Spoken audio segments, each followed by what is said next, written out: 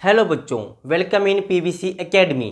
आज की इस वीडियो के अंदर हम बात करेंगे एंगल एंड इट्स टाइप्स। तो चलो शुरुआत करते हैं आज की इस वीडियो की।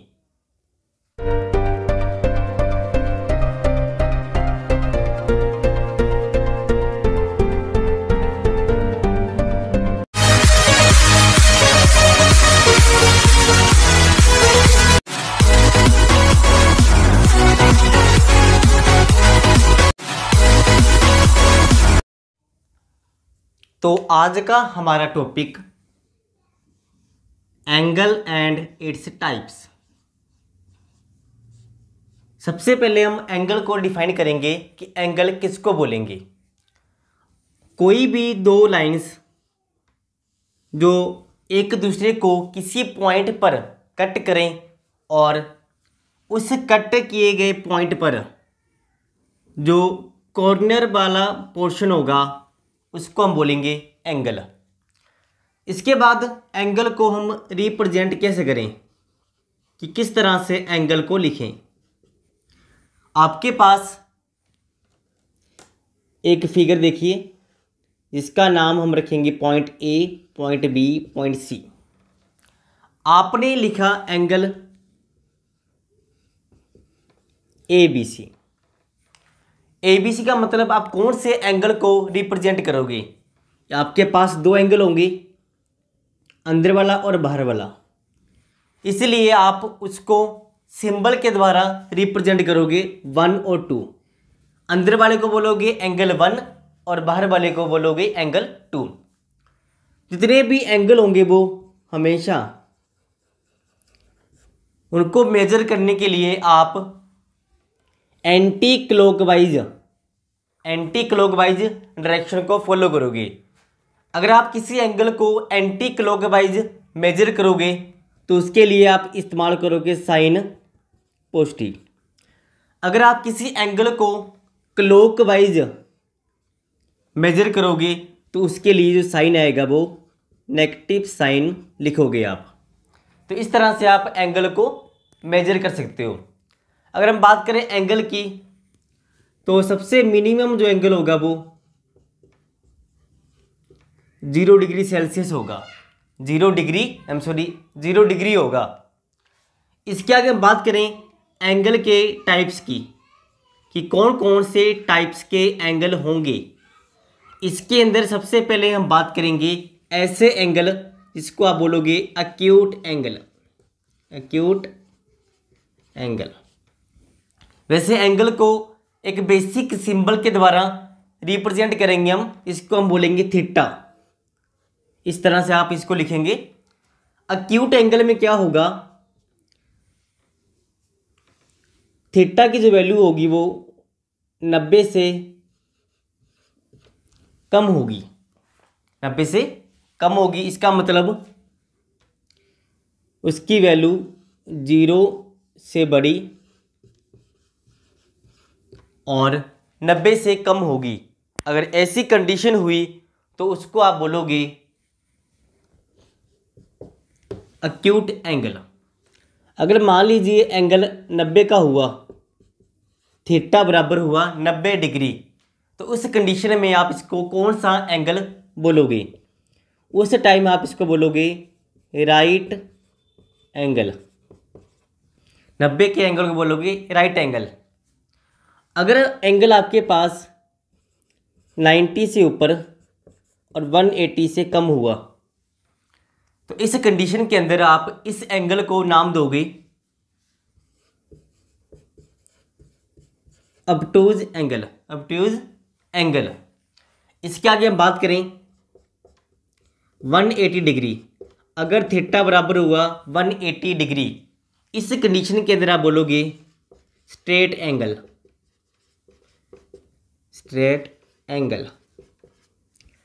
इसके आगे बात करें, अगर उस थीटा की वैल्यू 180 से ऊपर हुई और 360 से कम हुई, उस कंडीशन के अंदर आप उसको बोलोगे रिफ्लेक्शन एंगल।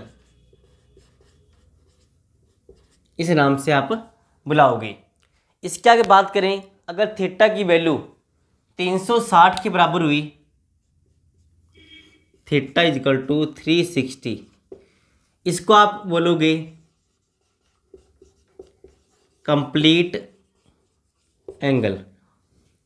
इस तरह से अकॉर्डिंग टू वैल्यू इतने टाइप्स के एंगल होंगे। हमने बात की zero, acute, right angle, obtuse, straight angle, reflection angle और कंप्लीट एंगल के बारे में बात की। इसके आगे हम बात करें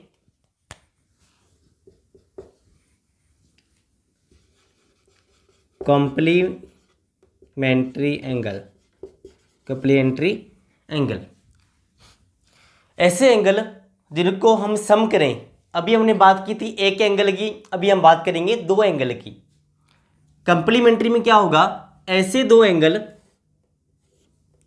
एंगल नंबर 1 और एंगल नंबर 2, जिनको हम सम करें और दोनों का सम 90 डिग्री आए, उस कंडीशन के अंदर उस एंगल को आप बोलोगे कंप्लीमेंट्री एंगल। इसके आगे हम बात करें सप्लीमेंट्री एंगल। सप्लीमेंट्री एंगल, इसको हम वो एंगल बोलेंगे जिनका सम 180 आएगा, मतलब कि θ1 प्लस θ2। आप ऐसे भी लिख सकते हो, θ1 प्लस θ2 कितना आएगा, 180 डिग्री। तो इस कंडीशन के अंदर आप इसको बोलोगे सप्लीमेंट्री एंगल। अब आगे हम बात करेंगे कि कौन कौन सी कंडीशन के अंदर दो एंगल एक दूसरे के बराबर होंगे और कौन कौन सी इनकी प्रॉपर्टीज होंगी। इसके आगे हम बात करेंगे एंगल की प्रॉपर्टीज के बारे में। तो सबसे पहले हम बात करेंगे नंबर 1, अगर दो लाइंस एक दूसरे को इंटरसेक्ट करें, आपस में क्रॉस बनाए, तो उस कंडीशन के अंदर जो एंगल होंगे उसको आप बोलोगे वर्टिकली अपोजिट एंगल। एक एक एंगल को आप ध्यान से समझोगे, बाद में काम आएंगे। इस एंगल के अंदर आपके पास एंगल 1 और एंगल 2, ये दोनों एंगल आपस में बराबर होंगे, 1 इज इक्वल टू 2।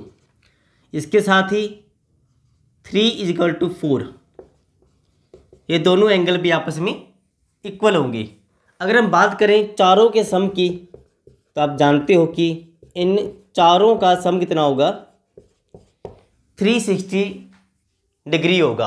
तो इस तरह से हमने बात की वर्टिकल अपोजिट एंगल। इसके आगे बात करते हैं हम linear pair angle, straight angle जिसको बोलते हैं लीनियर एंगल। कोई भी लाइन सीधी होगी इस तरह से, और किसी भी पॉइंट पर एक लाइन को ड्रॉ करेंगे और इसके ऊपर बनने वाले दोनों एंगल, इन दोनों का सम होगा 180 डिग्री। दोनों का सम होगा 180 डिग्री। अगर आप इस लाइन को 3 पार्ट्स में भी डिवाइड कर दोगे इस तरह से, आपको 3 एंगल दिखेंगे, 1 2 3। इस कंडीशन के अंदर भी इन तीनों का सम 180 डिग्री ही रहेगा। इसके आगे हम बात करें, अगर कोई लाइन किसी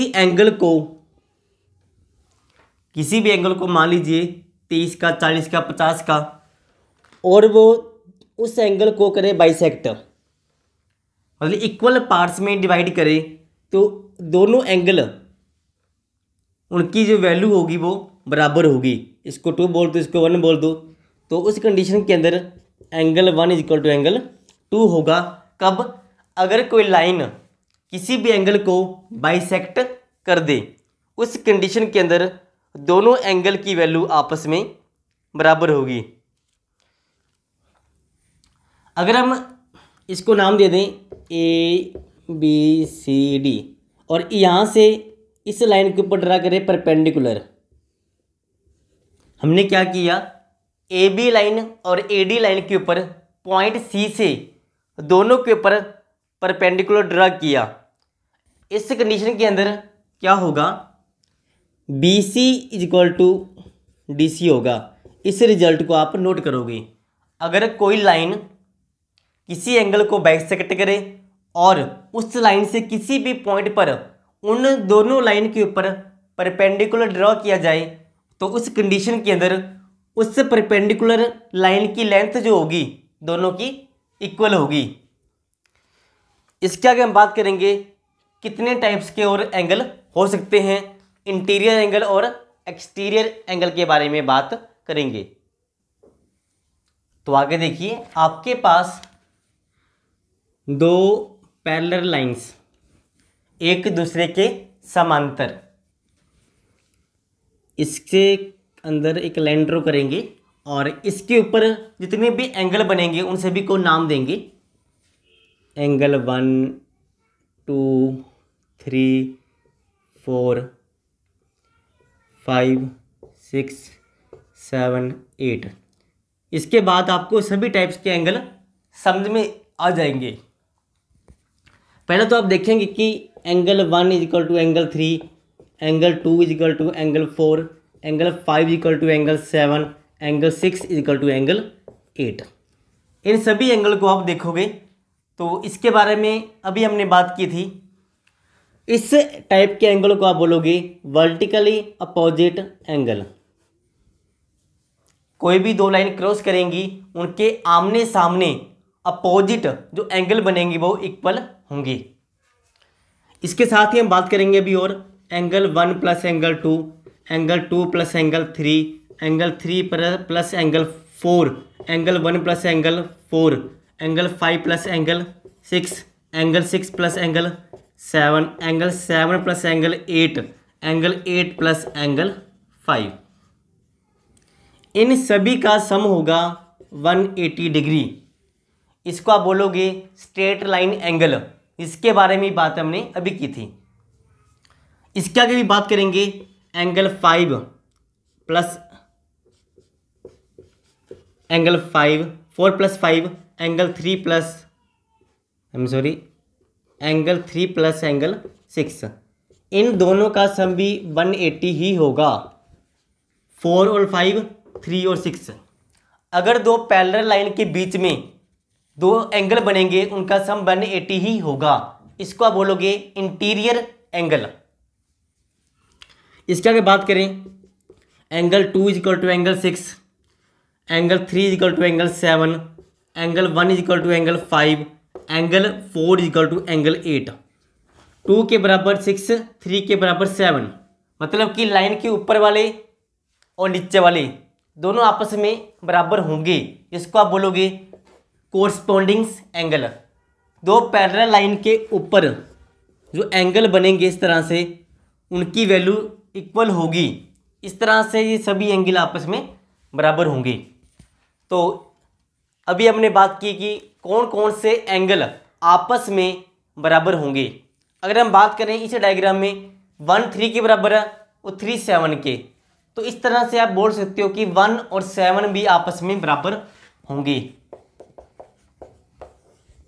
1 ये रहा और 7 ये रहा। एक्सटीरियर एंगल, इनको तो इंटीरियर बोल दोगे आप, आमने सामने बाहर की तरफ एक्सटीरियर एंगल। इसी तरह से 2 4 के बराबर और 4 8 के बराबर, 2 और 8 भी आपस में बराबर होंगे। मतलब कि ये दोनों एंगल आपस में इक्वल होंगे। तो इस तरह से हमने बात की डिफरेंट टाइप के एंगल्स के बारे में। और अगले वीडियो के अंदर हम बात करेंगे ट्रायंगल्स के बारे में और इसके अंदर कौन कौन से सेंटर होंगे। वीडियो को पूरा देखने के लिए आप सभी का धन्यवाद।